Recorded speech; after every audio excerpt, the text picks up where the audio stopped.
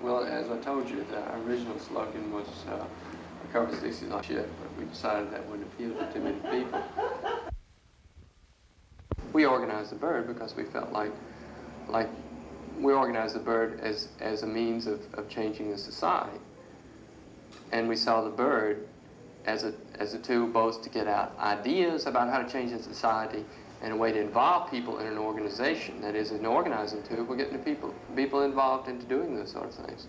Today, the people who buy our paper are a constituency of students and young people who are involved in the youth culture movement, of black people because we cover the black movement in Atlanta, of workers because we cover labor movements, cover strikes, and we support progressive strikes.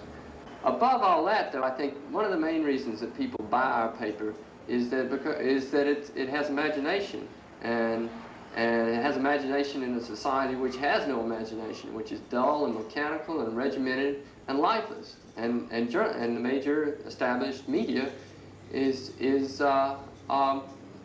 reflective of that. No.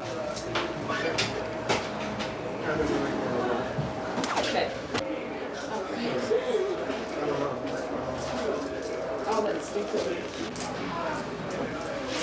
Thank you.